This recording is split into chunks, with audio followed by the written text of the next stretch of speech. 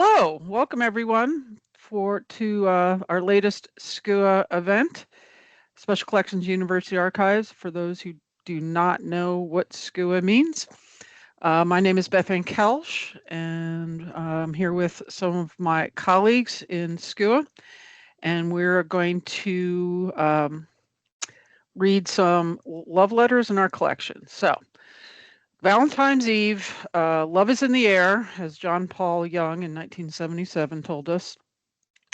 We have a lot of things in our collection that have to do with love. We have poetry, romance novels, love letters. We have Valentine's cards, and we're going to read a selection of letters. And let's see if I can get this to go forward. There it is. So this is actually one of the Valentine cards we have in our collection. So brief history. It was originated as a Christian feast day honoring a martyr named, ready for this? Valentine. Though later folk traditions, it has also become a significant religious, cultural, and commercial celebration of romance and love in many regions of the world. During the Middle Ages, it was commonly believed in France and England that February 14th was the beginning of birds' mating season, which added to the idea that the middle of Valentine's Day should be a day for romance. The English poet Geoffrey Chaucer was the first to record a St. Valentine's Day as a day of romantic celebration in his 1375 poem Parliament of Fowls, writing, for this was sent on Valentine's Day, when every fowl cometh there to choose his mate. Valentine's greetings were popular as far back as the Middle Ages. Though written, Valentines did not begin to appear until after 1400. The oldest known Valentine, still in existence today, was a poem written in 1415 by Charles, Duke of Orleans, to his wife while he was imprisoned in the Tower of London following his capture at the Battle of Agincourt. Okay, we're getting there. By the middle of the 18th century, it was common for friends and lovers of all social classes to exchange small tokens of affection or handwritten notes. And by 1900, printed cards began to replace written letters due to improvements in printing technology. Ready-made cards were an easy way for people to express their emotions in a time when direct expression of one's feelings was discouraged. Americans probably began exchanging handmade valentines in the early 1700s. In the 1840s, a woman named Esther A. Howland began selling the first mass-produced valentines in America. She's known as the mother of the Valentine, and she made elaborate creations with real lace, ribbons, and colorful pictures known as scrap.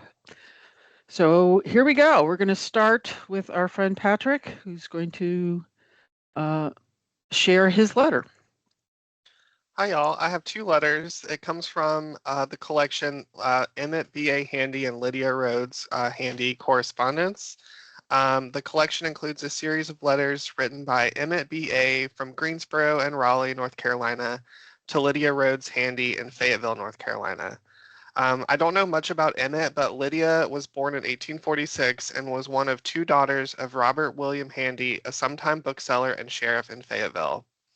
And during the period the letters were written, Emmett worked in a Greensboro hotel owned by Mr. Scales, and he moved to Raleigh to work at Yarborough House and later to Richmond, Virginia. And most of the letters talk about their daily life, but of course their romance as well. Greensboro, North Carolina, September 5th, 1870. My darling angel, your ever welcome letter came to hand this morning, and I was more than glad to hear from you. But, my darling love, you know I'm always truly glad to hear from those I love so tenderly and devotedly. My own darling, I so often sit and think of the dearest one that is far off and sigh and almost weep for her presence. My pet, why are we separated? Why can't we be together and tire of each other's true and tender love? Dearest one, I can't think that any man ever loved as I have for the last years. I would so willingly give up all that I have near and dear for the pleasure of one. I would give over my own life for her pleasure. Lydia, my darling love, in my dream last night we were married. I was the happiest of the happy. Alas, I found it to be a dream. You, my darling, can imagine what my feelings were. My own, my only loved one, I am so thankful to tell you that I am almost well again. My health has improved so much within the last 2 days that I feel as if I had been brought from my grave by the hand of Providence. Can I, my darling, ever be too thankful to my God for restoring to me my health and strength? Oh, my darling, you cannot imagine my sad thoughts of one Nick again today. When I was so very near death, when death was ready to leap upon me forever and ever, alas, too sad, my darling, to think of, let us turn to the bright side, my darling, and thank our Father in heaven for his kindness to me and to your own. My own devoted, when I came to know what I had done, I could but think that you would think me weak and unhappy and had taken the medicine for some purpose. Oh, darling, your Emmett did not know what he was doing. My darling, my friends here cannot take the same interest in me that you would have done if you had been in their place. They would have me stay in the parlor than see and wait upon me. But they left me in the wrong time. They will not let me speak of it at all. It pains them. They do not know that I am yours and you are mine. If they did, they would look over me more carefully, I think. My own darling, I feel as if I am doing wrong to stay here when my health can't be good. You know, my precious, that it is a difficult matter for a young man to get into business when times are so hard on the businessman that only holds me here. But I have concluded to leave herein and not to go into the hotel business again. But I must work. When I stop, all has stopped. My darling, I shall leave this place after my time has expired, then they can't complain. If I can get off and my health will permit, I shall come to see you. If I can't come in October, please, darling, don't blame your own Emmett. Lydia, my darling, if I can't come, I must ask you to visit Raleigh where I can come to see you and stay one day at a time, but I can come thereafter, and what a pleasure it will be to me. And he didn't sign that one, but he did sign the next one, which comes in September 21st, 1870, from Greensboro, North Carolina. My own, my darling Lydia, at a late hour tonight is the first opportunity I have had to answer your very welcome letter that reached me yesterday morning. Tonight I am compelled to be up until very late to attend to some business on the train. My darling Lydia, my health still improved, and I am now heavier than I have been for 3 years, and I hope I will not get sick again. My darling love, I will take care of myself for our sake. You know, darling, that a great deal depends on my health, without which I am forever unhappy. My own, my darling, I hope that sweet Annie has not agreed to take too many preachers to stay with them, but she is too kind to say once that all of her rooms are filled. So if that is the only thing to keep you away, I feel satisfied that you will make the visit. My darling Lydia, I know you will be glad to see me at our haunts and together talk of old times. But I have seen the time that I could not call your sweet name in her presence. That was where I thought she was mad with your own Emmett. Now she likes me, and I love to talk to her about my darling Lydia. It will be a happy meeting, I believe. My own, my only one, to think of my poor darling dead mother throws a damper over me that the world can see to be sad, very sad. I so often think of her love and kindness to me, and I am often sad. My darling, I will not write more on this, not pleasant for you to think of. My only darling, I will always excuse your short letters as you have again excused when you write a short one. Darling, I must ask of you the same as my time is limited tonight. My darling, this letter is written so badly that I am ashamed to send it. Write me, my darling, very soon, and believe me your own devoted dear Emmett. P.S. My darling, please forgive me for mailing such a letter as this to you. I cannot do better tonight. We'll try to do better next time, if you will try to forgive your own devoted Emmett. So how do you think Emmett felt about Lydia? I think you really liked her. Do you think? Okay. Just a quick, if you look at the slide, you'll see it's handwritten. And one thing we do up here in school a lot is if we come across, we're all old enough to read cursive handwriting, but I can't complain. I have the worst handwriting, but uh, a lot of times we'll pass a letter back and forth to like, what do you think that word says? What do you think that word says?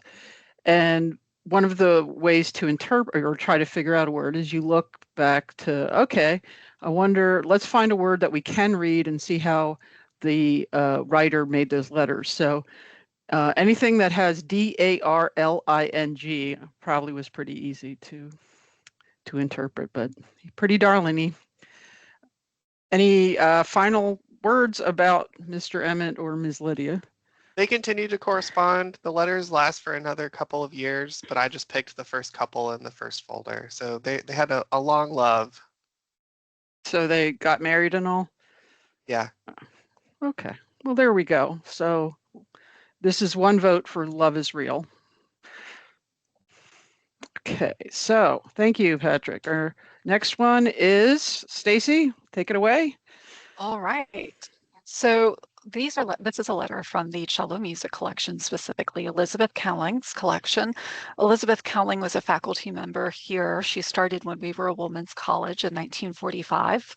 She was born in 1910, and she was a cellist and she was a music historian. She actually authored what was considered the most authoritative biography of the cello at the time she had published it. And in addition to being a very wonderful teacher, especially of music history, she also gave a scholarship, money for a scholarship to our school. And eventually she donated her collection to us. Her collection is the second collection in the cello music collection, right next to the first collection, which is Luigi Silva's collection. Luigi Silva was a very famous Italian cellist. He was born in Milan in 1903. And he immigrated to the United States in the 1930s. His family was on the wrong side of the growth of fascism in Italy at the time, so he needed to get out. And he was a famous enough musician that he had no problem getting the proper appointments at Peabody, all of the major conservatories, in addition to being a recording artist. So Elizabeth Cowling originally met Luigi Silva in 1947, and she did a letter of introduction, and she saw him right after she met with Pablo Casals, who she studied with briefly. Pablo Casals is the most famous cellist of the 20th century. So she gets off out of the taxi with her luggage, goes to Luigi Silva's hotel room with her luggage, and she goes in and she unfortunately begins comparing him to Pablo Casals, which Luigi Silva did not care for. So he threw her out of his hotel room with her luggage, and she was just kind of left there. So things did not go as well in their 1947 meeting, but by the time 1952, when this letter was written, came around, obviously they were doing pretty well. They had grown as colleagues. Luigi Silva was also well known as music theoretician, in addition to being a performer. And during their relationship as colleagues, they ended up having an affair. It was a brief affair, and Luigi Silva was married.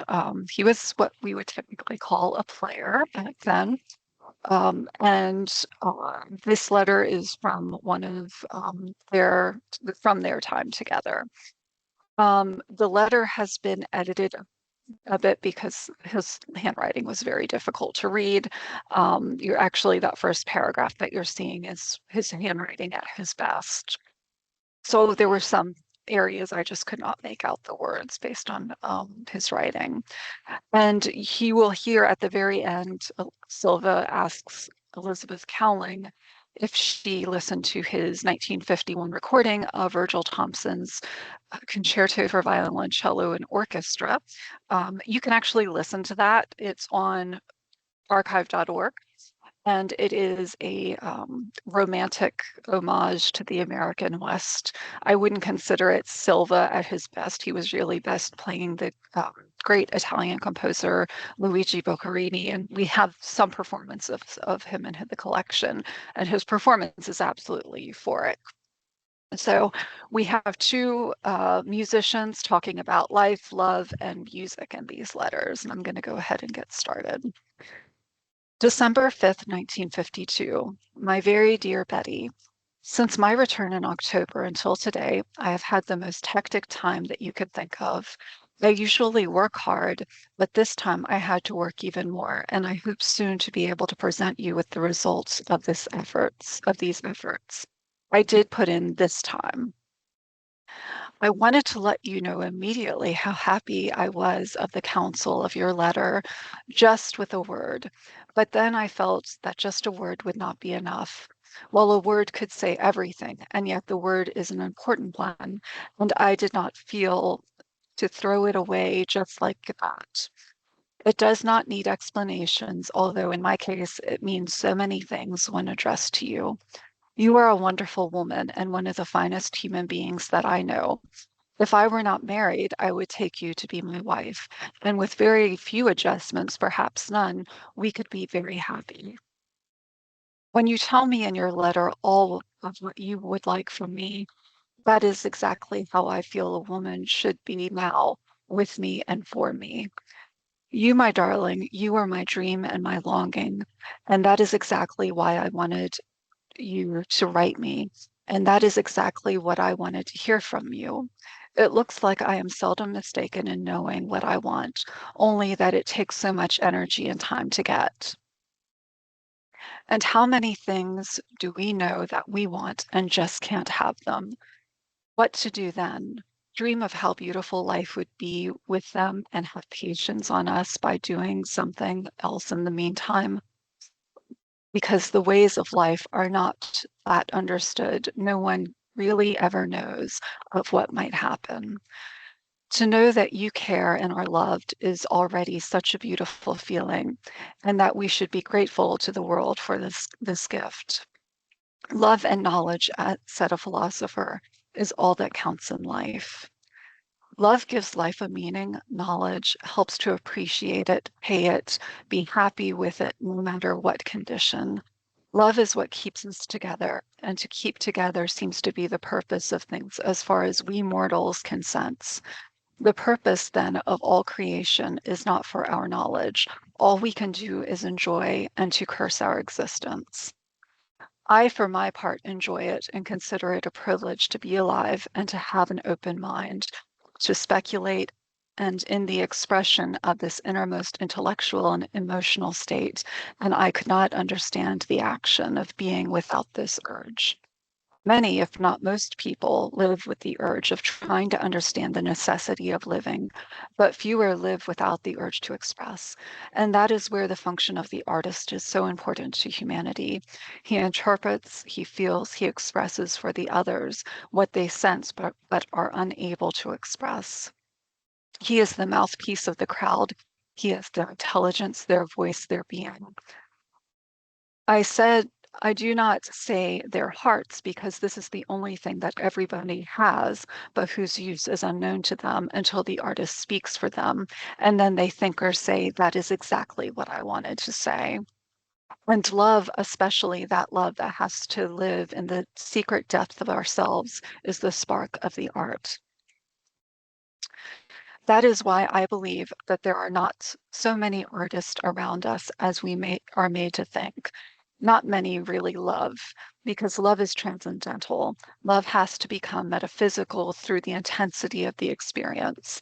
Love has to be burnt in our flesh in such a tremendous way as to develop a heat that melts the same body into a cloud, immaterial and spiritual. Love with the vibrations of the air of the body and the air of our instruments, where all becomes sound, and that sound becomes the life of our feelings. Not exactly the sound vibrations, but their meaning, their organization, the message that they convey. Does all this sound too analytical to you, dear? It is my way of discerning things so as to know better and therefore to enjoy better. Because I want my intelligence to help me to know and to enjoy and to tune myself to the pitch of all living things. Maybe it is an Epicurean sentiment in which to know of your existence, to long for you, to wish to kiss you, to feel your body vibrate on mine, means everything, and everything it is. I would like to remain at this age forever and will do all in my power to keep me in good shape, so for to be able to enjoy and most perfect of the unbalanced balance.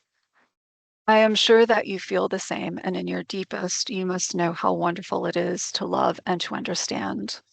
By January 23rd, I am supposed to give a concert in Melville, Tennessee. I do not care to go to that much, so I am contemplating canceling this unless you should be able to get me to Greensboro or in the vicinity. In this case, I would go out so as to have a chance to stay with you for a few days. Maybe you could arrange a clinic or a recital for the school or something of that kind. I know that I have to go to Richmond in the spring to play twice with the orchestra there, but it would be wonderful if I could manage to stay a few days with you in January. Would you try your best in creating this opportunity? It could be before or after January 23rd. If everything should work out, please write me officially at home, and then I will tell my manager to follow through with the lead. I really want to see you and talk to you and have you in my arms. You will then know how close you are to my heart. Forgive my long talk, my silences before, and write me here at Yale. I will be here twice before Christmas on a Thursday and Friday. Luigi. P.S. Have you heard my recording of Virgil Thompson's cello concerto just released by Columbia Masterworks? What is your impression of my latest publication? We'll send pictures soon. Wow. Yeah. You don't happen to have any of her responses. No. So basically, women would have to write to his office at Yale or wherever he was, because if his wife found them, she would burn the letters. And that did come up in some of the correspondence. So this was, part of the ritual of it all, I guess. Unfortunately, we do not have her letters. He probably destroyed them at some point just to avoid keeping incriminating evidence. Okay, but Elizabeth did, so mwahaha. Mm-hmm. Yes. Yes, that's one of the weird things in archives is you have letters and you're like, here's a cheater. Do I put this up? Because what about his family? That they might not know. But that's a whole other story. Thank you, Stacy. Mm-hmm. All right, we're going to move. We're at Women's College, right? Yes, and we're going to stay here on campus. This is Audrey. Please take it away, Audrey in the prairie. Yes, I'm reading a letter from Walter Clinton Jackson to his fiancée. Walter Clinton Jackson was born in Haston, Georgia in 1879, and he attended the Haston Public Schools and graduated from Mercer University in Macon, Georgia in 1900. And in 1902, after teaching 2 years in Georgia, he came to Greensboro, North Carolina, where he taught and served as principal of Greensboro High School until 1909. In that year, he joined the faculty of the State Normal and Industrial College, now the University of North Carolina, Greensboro, as a professor and head of the Department of History. In 1915, he was named dean of the college, and 6 years later was appointed vice president and chairman of the Faculty of Social Science, positions he held until 1932. From 1932 to 1934, he was dean of the School of Public Administration at the University of North Carolina at Chapel Hill and director of the summer school of the Consolidated University. In 1934, he returned to the Women's College of the University of North Carolina as dean of administration. And in 1945, that title was changed to chancellor and vice president of the Consolidated University. And he retired from the chancellor's post in 1950. The campus library building was named for Jackson in 1960. So here we have a letter from August 25th in 1903, and it was addressed to Miss Maddie Redford. Oh, I read the wrong thing. The letter is addressed July 11, 1903. They wed on August 25th in 1903. And it's written from the Piedmont Hotel in Atlanta, Georgia.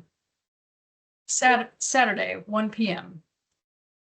My dear sweetheart, I have never yet been so busy that I forgot my darling one second or did not have time to tell her that I love her with all my heart. My darling, I think of you, especially when I come here. You must surely spend some time with me here. It is a great place. One day is not enough for me at a time here. I meet so many people, I know I can't do anything but talk. I came in at 8:30. Met old Gunter, and he had to have 30 minutes advice on teaching. I gave it. Met Toole, and he wanted to talk more, but he being drunk, I passed on. Met John Owen and he wanted to converse. Mrs. J.R. Gunn, J.M. Finley, Sarner Sims all wanted 30 minutes each. One George Patton of Thomasville seized me by the coat. Also, one Mac Baldwin. Didn't learn any news, however, from I. One Hayes also gave me the blues for about 30 minutes. Excuse me for enumerating. They bored me so much I am disgusted. I don't want to see anybody but my sweetheart. I saw one woman that looked so much like you, I came near having a fit. On a nearer view, I discovered that I was sadly mistaken. Here I have seen 5,000 women today, and all of them put together in one bunch and multiplied by 60 wouldn't be half as much as you. All their beauty combined would not equal one smile from your beautiful face. Honey, you are the prettiest and sweetest and best woman in all this world. Dearest, I can't write much now. I wanted to tell you that I'm thinking of you every minute and that I love you good. Passing good. Yes, I worship you, my darling. Honey, I'll write you a long letter as soon as I can. I will have to stay here now until 7 p.m. I will therefore reach home about 11 p.m. So I'll try to write before tomorrow morning's train again. My dear, my queen, my all, I love you. I can't write much as I have much to do, but I wanted to stop and tell my darling that I think of her every minute and that I love her dearly. Honey, don't forget me. Precious, I will tell you about the dates as quick as possible. It looks now as if July 20 is the only time I could save anything. Goodbye, love. I love you good. Your devoted, Jackie. Aw. Patrick, do you believe in love now? Okay, excellent. Wow. All right. Thank you, Walter Clinton Jackson. Thank you, Audrey. Jackie, I'll never call him anything Jackie. else. I like it. So his wife they didn't live together while he was being a big chancellor. Anyone? They got married like on like a month or so after that letter. Yes, they married. Oh, okay. They weren't married then. Got it. Okay. Well, Yeah. I can see why she married him. All right. Well done. Well done. All right. We're going to finish up with me. So I get collections from women veterans or women in the military from a number of places, including purchasing letters. We have to try to piece together their lives. And so these are World War II. It's a woman, it's correspondence between Betty Bachman and Cecil DeLong, both of Wapakoneta, Ohio, and from February to October 1943. When I was first looking through them, I'm like, what? These women seem to be a couple. And I'm like, that's impossible because, these are very openly affectionate letters, and their military post was censored, so that surprised me that this went through. And if she had gotten caught, she would have been tossed out. So, okay, Bachman enlisted. She was born in 1917 and she died in 2005. She never left Wapakoneta. She enlisted in the U.S. Women's Army Auxiliary Corps, the WAAC, which was the first U.S. military branch to allow women, but it was an auxiliary unit. It was created on 15th of May, 1942, and then it was converted to being part of the Army active duty in 1943. So the WAC actually was a separate part, all-woman Army until 1978. So I couldn't find a photo of Betty. Trust me, I tried. According to her enlistment record, she was a college graduate. She was a social or welfare worker before she enlisted. She was 5 feet 7 inches tall and weighed 137 pounds. So in February 1943, she did her basic training at Fort Oglethorpe, Georgia, which became the 3rd WAC training center. And the correspondence goes through to October 20, 1943. So she actually went from the WAAC, she joined the WAC, which if you were in the WAAC, you could leave, and if you didn't want to become part. And so she was there. I don't know, I couldn't find what she did after that, but she writes some letters. Okay, so I'm going to read 3 letters. This is a photo from the high school yearbook of Cecil DeLong. And my first and only impression is, wow, that's some hair. So this photo was about 13 years or so before the correspondence began. Okay, so here is the letterhead on the upper left of some of the letters, and then just some photos of the wax in Fort Oglethorpe. All right, 15th of March, 1943. And the letterhead is the one at the top there. Sunday night.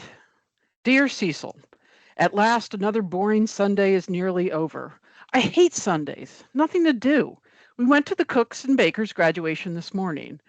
Maybe about 8 girls were there graduating. Girls we had in basic were graduated, and they wanted Harper, perhaps, and me to go.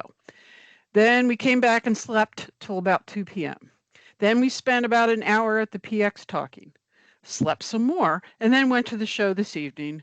We saw China, which I looked up and actually was a Hollywood movie starring Alan Ladd, Loretta Young, and William Bendix. And editor's notes. So that was the first show I've seen down there. I'll probably be here about 2 more weekends. Are you coming down? It is too bad you are so restless. I know that feeling too. I hope that I have in no way been to blame for this, but you were always so content and satisfied at home before. I can't understand it. Don't think for a minute that I've forgotten all we talked about last summer, stories of our own and the roller rink. But things have changed. We can no longer think of our individual desires and comforts. We have to think of ourselves as a bit part of a big whole, and our actions must be for the best of the majority. When this is all over, we can attempt to carry out our little dreams and live again for the happiness of ourselves. In the meantime, we must remember, dream, and hope for a final victory, which will again give individual freedom. As I have said in so many letters and told you so many times, I love you. Have no fears. I'll be coming home to you to stay one of these days. The feeling I had when I was home was not exactly boredom, and most certainly you were not to blame. It was a feeling that for a few days I had stopped working for the thing which is our ultimate goal. It was the same feeling I had before I joined, only greatly intensified. I'm sorry, darling, if I hurt your feelings. I'll make up for it sometime. Believe me. I wish you were here with me, but there would not be a chance of our getting together if you joined up too. We shall be able to see more of one another if you stay where you are. If this is where you are needed and can do the most good. The temperature has been hovering to very near 100 degrees for the last few days. Believe me, it is terrible to have to wear jackets to Chattanooga anymore. We go in shirts. It's a good thing. Saturday, I was made a sergeant. I had to do KP that day too. We don't have a company yet, so we take turns doing our own KP. The cadre is all that eats in the mess hall, so it isn't hard. I sure celebrated my first day as a sergeant doing KP. I'm supposed to go on KP Tuesday again, but I hope we have a company by then. Must close now and write Doris with all my love, Betty. So that was in March. The next letter is from June 14th, Sunday PM. Dear Cecil, I've been really working this past week. Some big shot generals came down from Washington, D.C. to visit yesterday, and we spent all week getting ready for them. We don't have a company as yet, so we non-coms had work to do. There are 3 of us in this barracks, and we had to clean the whole thing and put mattress covers on all the beds, about 80 beds. And then we had to mow weeds, pull weeds, and cut grass. Because all of this, we took our turns on KP too. Well, I was dead tired Friday night. One of my roommates tried to go AWOL, but I stopped her, although I didn't really blame her much. We might get in the Army now, and then I'll get free mail and can have insurance again. Gee, I'm missing your letters again. Do I have to come home every once in a while and get you started writing me again? I suppose you are as busy as I am, though, and I like to feel that you think of me even though you don't have time to write. That's the way I do with you. Honest, Cecil, there has never been anyone who knows me like you do. There will never be anyone who could bring me the peace of mind that you can. Darling, I wish you could come see me some weekend before we get a company. I don't know how long I'll be here. It is terribly hot today. It just thundered. Maybe we'll have another rain, I hope. It is terribly hot here. The perspiration is just rolling off of me this very minute. I sure miss getting mail from you. Reese, one of my roommates, went to the orderly room after the mail this noon, and I asked her if she would bring mine. But no, I had none. I always have plenty of time to read anything you send me. I'll even answer your questions. As ever, Betty. P.S. Aren't you proud of your sergeant? I've been sergeant a week now, but you haven't congratulated me as yet. Okay, and the last one. This was actually typed, and it's sort of done as a memo. The heading, she typed Company 18, Regiment 21, 3rd Women's Army Corps Training Center, Fort Oglethorpe, Georgia, 30 August 1943. Subject, colon, how much I'm missing you. 2, colon, the sweetest person in the world. Number 1, now in the last week, every one of our company has left us, and I find myself with more time in my hands than I know what to do with. My leg still keeps me out of the activities which I most enjoy, and I find myself leading a rather boresome, detailed life. And believe you me, it is killing me. Number 2, I get up in the morning, eat, take my reports to battalion headquarters, get in the shuttle bus and go to the North Post for a little something extra to eat, come back about 10 and lay on my bed and read, get up at 11 and to see if I have any mail. Usually I don't. And then I go eat again. By that time, we go watch companies march to classes, go to the PX and have a lemonade, come back and sleep some more. Then I go to retreat and eat again. And then I fool around talking till about 9 when I make my reports for the next day. And then I take a shower and go to bed. Now, if that sort of life isn't enough to kill someone, then I don't know what is. The worst part of the whole damn thing is that I have so much time to think. I remember that it was this time last year when we had finished our trip. We had so much fun, didn't we? Remember that funny dream you and I both had that last night out? I think about those times too often. Do you remember that night when we slept on the shores of Lake Michigan before we crossed to Upper Michigan? I was running down to the lake to get some water to wash in that morning when my toe caught in my pajama left leg and I nearly broke it off. That sand was so darn cold, I nearly froze my feet. I wish I had a little of that to walk down in here. Then in Chicago, we were going to walk to the stockyards and you nearly walked my legs off. And although we smelled the place, we never found it. Then, do you remember that night way up there in Michigan by Lake Superior that we slept in that long lane that was near a railroad track? That was the night that you wouldn't let me sleep. You made me make love to you all night. I wish I had half of that much opportunity to do the same this minute. I could really dish out the woo tonight, if only you were here. Number 3. That is enough reminiscence. It makes me homesick for you. Do you suppose that we will ever get to do those things again? Number 4. Now I'm sitting in the orderly room trying to write you a sensible letter and not doing such a good job either, am I? You know, darling, I just learned that those girls who, and then it's not type anymore, it's changed to handwriting. And then she explains, in parentheses, I went up in the hall to get a Coke and someone else is using my typewriter. So back to, I learned that those girls who were on orders to go with me to Fort Devens in Massachusetts last March, you know, Lieutenant I couldn't read her name. You know, Lieutenant Jones had mine canceled. Those girls are overseas now. Damn, I wish I were with them. I saw the show last night, so proudly we hail. That made me want to go across so bad. I'm really lonesome tonight, honey. Gosh, how I miss you. I guess I'll just have to dream about you and be satisfied. With all my love, Betty. And then at the end, do you still love me? Answer soon. So that was from. There are a few letters from Cecil back in the collection. All she talks about is like, oh, they're doing some road repair, and I'm teaching some elementary school kids, and they're kind of rambunctious. That's it. So both women did die in Wapakoneta. I don't know how many lesbians were in that town. Did they stay together, or did Cecil tire of drama queen Betty? I don't know. That is lost lesbian history, but at least we have those letters. And I'm going to start using the word boresome and bring back pitching some heavy woo. So thank you. That's what we have today. Any questions, comments? Opening it up to Betty has no chill. Oh my God.